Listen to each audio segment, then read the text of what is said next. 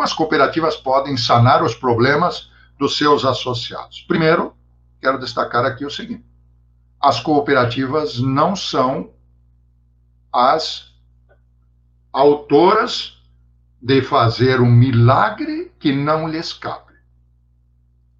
Quando eu chamo a responsabilidade pública do cooperativismo e da cooperativa na promoção do desenvolvimento, não é para substituir o papel do Estado. Não é para substituir o papel que cabe a outras organizações. As cooperativas não são e nem devem ser um segundo Estado na região. Isso corrobora com o papel que o professor Edemar também questiona no chat. Por exemplo, as cooperativas têm um papel histórico. Lá atrás, elas cumpriram com o papel do Estado. Professor Enise, nós nos formamos em uma instituição que foi cooperativamente constituída, comunitariamente constituída, porque o Estado não estava presente. Ninguém veio trazer faculdade. Hoje tem, felizmente, tem a Fronteira Sul, Federal, tem um tecido de instituições. Mas quando não tinha, quem promoveu, quem proveu a região de acesso ao ensino superior? Foi a comunidade de forma cooperativa. Percebam que eu uso o tema cooperativismo não é somente para aquelas organizações que têm o nome coo no seu nome, e sim a nossa capacidade cooperativa de gerar solução para os nossos problemas de ontem, de hoje e para o amanhã ainda mais importante. Por isso que, para finalizar esta primeira roda de perguntas, quero destacar que, se nós reconhecemos que a sociedade nos últimos anos mudou e na pandemia mudamos muito mais e mudamos muito mais rapidamente, não são as fórmulas do passado que vão nos gerar solução para os problemas do futuro. Temos que ter a capacidade, e aí a universidade é convocada para aportar também os seus elementos adicionais na construção, sim, dos 4 grandes programas de desenvolvimento na época da União Soviética, o Plano Marshall, ou vamos pegar no Brasil os Planos Nacionais de Desenvolvimento, os PNDs, eles foram fantásticos, ou cumpriram com seus papéis na sua época. Nós estamos no século XXI, já na segunda década do século XXI, e os pressupostos teórico-epistemológicos, professor Edemar, nossos temas estruturais para construir esse desenvolvimento, seja ele territorial, é a reconexão com a identidade dos nossos patrimônios territoriais, onde estão as pessoas, e a capacidade de combinar o esforço local, o esforço das políticas públicas demais, mas fazendo com que esta dinâmica econômica, social, viabilize a geração de renda, de inclusão social e de acesso, com sustentabilidade na mais ampla compreensão que venhamos ter do tema sustentabilidade, que não é apenas ambiental. É a garantia da esperança da perspectiva de vida para as gerações futuras na sua compreensão do seu todo. Então, nós precisamos, sim, olhar para trás, e para isso eu gosto de usar um exemplo, se permitirem. Acredito até a professora Louise deve ter utilizado, ou sabe do que é.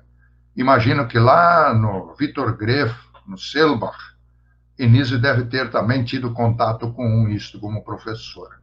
E acredito que você que está acompanhando esse painel aqui da Fronteira Sul pelo YouTube sabe do que nós estamos falando.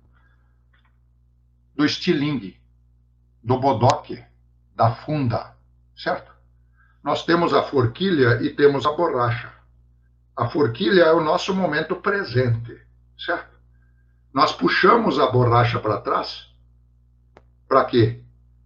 Conhecendo nossa história, de onde viemos, nossas raízes, nossos valores, e aí não nos permitindo negar coisas que o passado produziu resultados cruéis para a vida e a sociedade, e vir e dizer que nunca existiu, e vocês sabem do que eu estou me referindo, certo? Puxar o bodoque para trás, quanto mais para trás, quanto melhor nós conhecermos os aportes da nossa história, melhor. Porque o bodoque, quanto mais nós puxamos ele para trás, o que ele faz? Gera energia para nos potencializar para frente.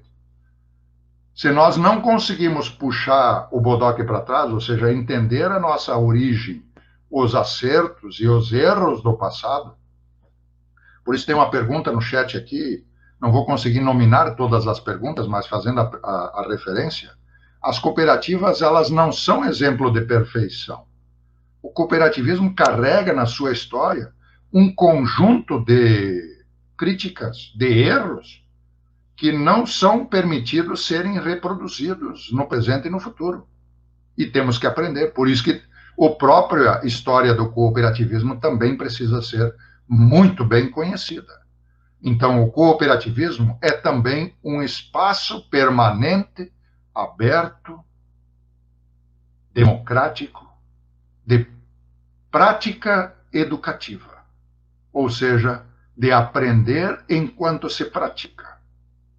O cooperativismo, por isso o princípio da educação cooperativa, não é apenas fazer curso, fazer palestra. Educação cooperativa não é só programa de rádio, vídeo, jornal. Educação cooperativa não é apenas o da capacitação, da formação, da informação. Educação cooperativa é aquilo que as pessoas incorporam e reconhecem pela sua própria vida que elas aprenderam ao praticar a cooperação. Isto não é, portanto, a cooperação um profundo ato de aprendizagem, professora Enise, a senhora que, inclusive, tem várias produções, pesquisas sobre aprendizagem individual, learning organizations, ou seja, organizações da aprendizagem, a aprendizagem disruptiva. Será que, ao fazermos prática cooperativa, direcionado ao desenvolvimento regional, as próprias cooperativas, elas próprias e os seus membros não estão também aprendendo melhor no seu compromisso cidadão de contribuir, de pertencimento com o desenvolvimento coletivo, social, público da sociedade? Me parece que não tem melhor escola, e por isso que muitos dos governantes, antes de assumirem postos de liderança, deveriam ter uma vivência cooperativa como estágio preliminar de acesso, porque aí se pratica também a democracia, a participação, a transparência, o envolvimento e o comprometimento dos seus membros. Desculpe meu entusiasmo, porque entendo que, para além do fundamento teórico, conceitual, tem uma dimensão de envolvimento, de paixão. Por isso, professora Enise, a sua provocação, gostei e reproduzo aqui. O cooperativismo deve ser muito mais do que objeto de estudo de um projeto de pesquisa. O cooperativismo deve ser muito mais do que um conjunto de organizações que contribuem com o desenvolvimento de um território, de uma região. O cooperativismo, que tem nele a solidariedade, o compromisso de um para com o outro, meu para contigo e você para comigo, e nós coletivamente para o bem comum, como um estilo de vida. Muito mais do que um curso superior nosso de tecnólogo, tivemos a oportunidade, que eu tive a oportunidade de tê-la como professor, e muito do pouco que eu sei também aprendi nesta época. Então, dentro desta dimensão, professores, parabenizo-os por criar esta oportunidade dos painéis por dentro do Programa de Gestão para a Cooperação, a Fronteira Sul, e talvez este seja o nosso grande desafio, fazer com que o cooperativismo saia das fronteiras, das paredes, das próprias organizações cooperativas e venha se enraizar no coletivo da sociedade, que talvez aí nós tenhamos perdido um pouquinho. Mas reconhecendo que o cooperativismo não é fazer cooperativismo como se fazia no tempo dos colonizadores, com machado nas costas. É fazer cooperativismo também inovador, cooperativismo de bancada, por exemplo, cooperativismo de plataforma, cooperativismo nas redes sociais, cooperativismo nas novas dinâmicas de interação com a sociedade. Será que nós não estamos aqui nesse painel formando por alguns minutos uma grande cooperativa de aprendizagem? Pelo menos estamos experimentando aqui, entre a Unijuí, a Fronteira Sul, a URD, pelo menos são as 3 universidades identificadas neste momento aqui no painel, estabelecendo uma prática de cooperação, onde o maior beneficiado desta prática é você que acompanha esse painel nesse momento. Ou seja, me parece que o desafio do cooperativismo, e por isso concordo com o que o professor Edemar Rota escreveu no chat aqui, o cooperativismo é uma prática milenar. E ainda a Jaine pergunta assim, mas tem muitas cooperativas com determinados produtos que são nocivos ao meio ambiente. Sim, o cooperativismo também é super interessante por isso, porque ele se molda às características dos membros que a compõem. Estou me fazendo entender aqui? Eles não necessariamente assumem a roupa que a professora Luísa, ou a professora Inês, ou o professor Pedro quer. Mas ela deve ser, usar uma frase bíblica aqui, a imagem e semelhança dos seus membros. Então, ela é cooperativa, prevalecendo aí a economia solidária das pequenas cooperativas, da agricultura familiar, assim como as cooperativas empresariais, como, por exemplo, onde a Fronteira Sul também tem campus, onde a professora Inês está, e me parece que a professora Loise também hoje de noite está, que é Chapecó, por exemplo, que tem um dos maiores players brasileiros de produção de alimentos, que é a Central Aurora. É possível comparar cooperativamente uma cooperativa de pequenos agricultores ou de pequenas artesãs de Cerro Largo com a Central Aurora de Chapecó? Entendo que tem muitos elementos em comum, mas não nas dinâmicas de mercado, não nas dinâmicas de tamanho. E precisamos aprender com ambas. Então, me coloco à disposição se tiver espaço para mais uma rodada de perguntas ou considerações da mesa. Espero ter atendido até aqui, pelo menos as que tinham sido colocadas na primeira fase que eu tive a oportunidade de ler. Eu sei que também tem mais coisa escrita aí. Professora Luiz. Quer fazer alguma colocação sobre os pontos de vista abordados pelo professor Pedro? Eu acho que frente às suas considerações, professor Pedro, o que com frequência a gente escuta, seja da comunidade em geral, ou até estudiosos, fazendo uma crítica sobre até que ponto as organizações cooperativas, elas continuam preservando, primando pelos 7 princípios do cooperativismo. Às vezes, e aí fez referência aí à própria Central Aurora, que aqui se escuta também isso. Não, a Aurora já faz muito tempo que deixou de ser uma organização cooperativa, ela é uma empresa como qualquer outro empreendimento, né, e que a gente sabe que se essas organizações, elas não, e nós estamos também alinhados aí com o curso de administração, se essas organizações que chegaram, né, aprenderam, como você falou, até o momento, 50 anos de sua história, e nesse período, né, inovando, replanejando, melhorando continuamente, não tem como elas chegar nesse patamar que estão, nessa dimensão, sem elas também se valerem das metodologias de gestão que organizações empresariais, que têm fins lucrativos, se utilizam. Porém, a sua natureza, né, básica é outra. Os associados continuam sendo os soberanos, né, porque a nossa lei, ela orienta para isso e legisla no sentido de quem são, né, os verdadeiros donos, né? Então, às vezes, passa um pouco isso, assim, de quem passar os seus donos, o que é o presidente da cooperativa, ou até porque alguns ficam por vários anos, por várias gestões, né? Então, essa é uma questão, assim, que com frequência a gente escuta e pode parecer assim, não, essas, vamos dizer assim, tradicionais, deixaram de ser cooperativas e surgem aí, juntamente na emergência da economia solidária, as cooperativas com uma característica populares, né?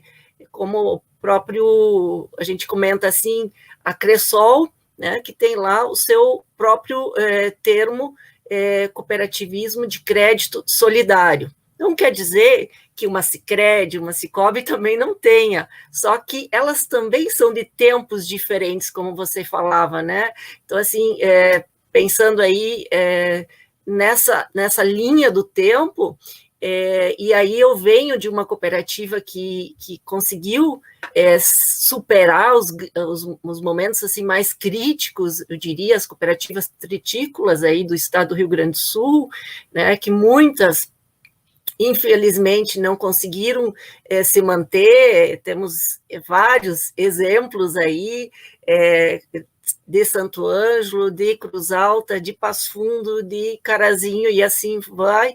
E aí temos exemplos, né, exitosos, como a cooperativa de Panambi, a cooperativa de Nometoc. E o que será que é o que diferenciou uma da outra?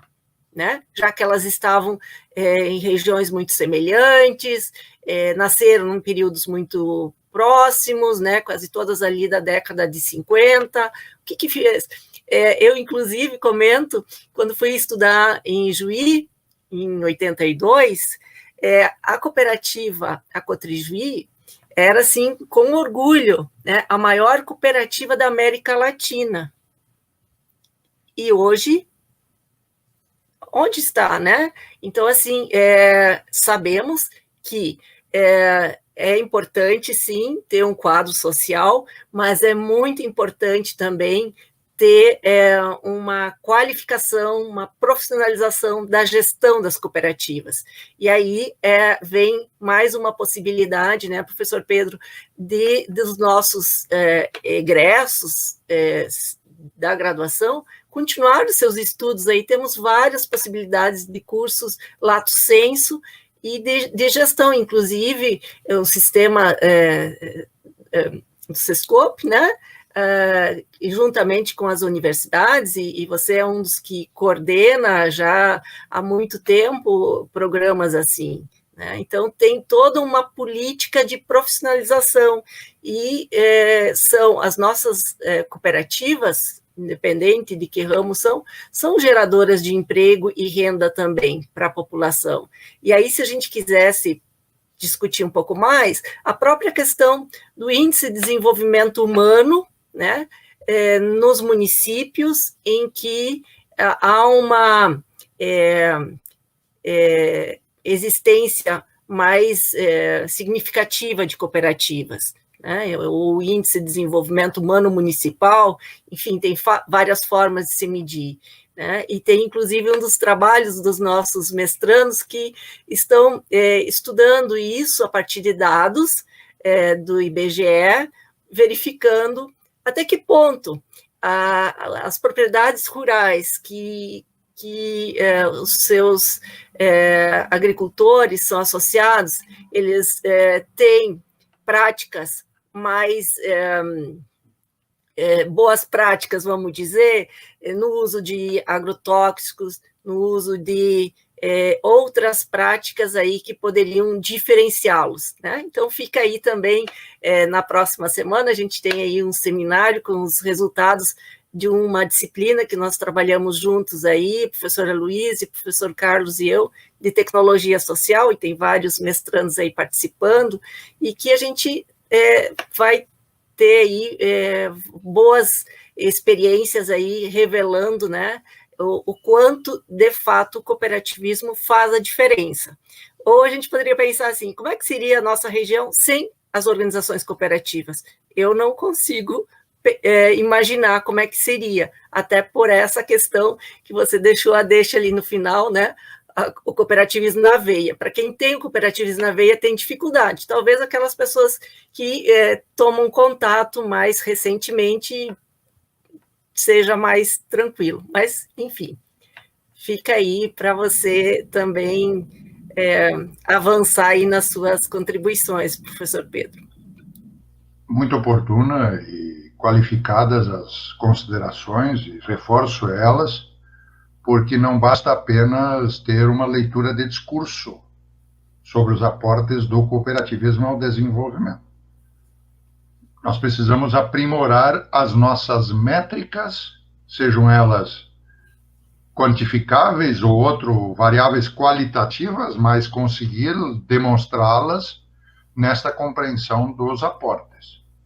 Talvez esteja aí um dos aportes importantes da academia também para os sistemas cooperativos ou o sistema cooperativo a partir das suas diferentes formas, expressões ou elementos norteadores como sistemas.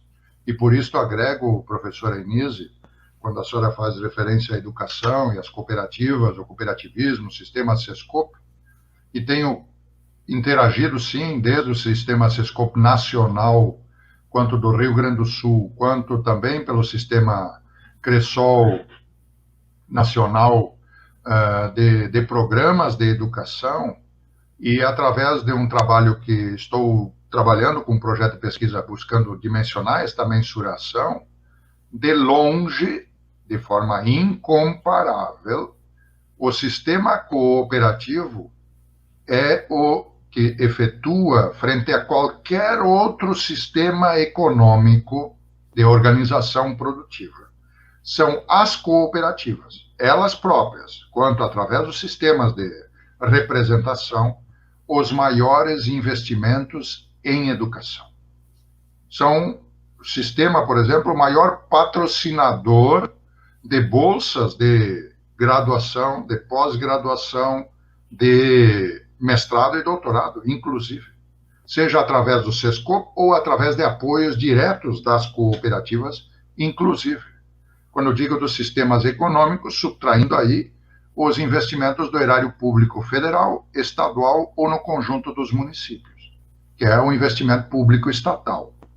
As cooperativas, depois desse extrato público estatal, são as cooperativas que dão e que geram o maior investimento. Não é só na palestra, no curso para conselheiros, mas é na capacitação e bolsas de programas formais continuados. Então, esta é uma primeira observação. Segunda observação, sim, vou de novo pela refutabilidade aqui. Bom, apesar de termos um significativo número de cooperativas e um robusto sistema de cooperativas de múltiplas naturezas, as regiões, em alguns territórios, em algumas regiões, ainda com índices de desenvolvimento humano relativamente baixos, ou antes, com os dados do IDESE no Rio Grande do Sul, ainda baixos. Vale de novo. As cooperativas, elas por si só e sozinhas, não são elas as alavancadoras exclusivas, mas na ausência delas, essas regiões que, apesar da forte presença de cooperativas, ainda têm um desenvolvimento desses fatores tímido, o que seria destas regiões se tão pouco cooperativas tivessem? Esta a dimensão pela negação, ou seja, pela retirada. O Fabiano Kapelinski faz a pergunta também sobre os ramos cooperativos dos 13 para os 7. Entendo que são movimentos naturais do sistema cooperativo, inclusive acompanhando uma tendência internacional do próprio cooperativismo, enxugando um pouco a leitura dos ramos no sentido de abrir novas perspectivas para o cooperativismo. Porque nos próximos anos o cooperativismo deverá crescer muito mais em novas abordagens, em novas áreas, em novos segmentos, do que ele crescerá nos segmentos tradicionais. Esta é uma tendência, é um olhar de tendência. Segundo, se olharmos para a América Latina, e partilho aqui, nos últimos 60 dias, acabei coordenando, mediando 4 painéis envolvendo 12 países latino-americanos sobre a experiência do cooperativismo nestes países, o que mostra não apenas a diversidade interna no Brasil, de diferentes abordagens sobre o cooperativismo e compreensões que levam a esta leitura, professora Inise, de que e até parece que aprimoramos nos últimos tempos a nossa forma de julgamento, inclusive nessa tonta e simplificada, empobrecida postura do radicalismo do a favor e contra, mas de que isso não é cooperativa, isto é cooperativa, isto não é, ou seja, então, precisamos entender, o cooperativismo ele não é rotulável de uma forma tão simples. Por quê? De novo, o cooperativismo como estratégia, o cooperativismo como sistema, e não é apenas como um tipo, ou em particular uma organização. E segundo, não posso fazer como cooperativista, como pesquisador, como um docente de universidade, ou mesmo qualquer cidadão, fazer o juízo prévio de que somente é cooperativa aquela que funciona do jeito como funciona a nossa cooperativa. Ou do seu tamanho. Claro, cabe aqui a pergunta, qual é o tamanho ideal de uma cooperativa? De 22 associados? De 2.200 associados? 22 mil ou 220 mil ou de 2 milhões e 200 mil?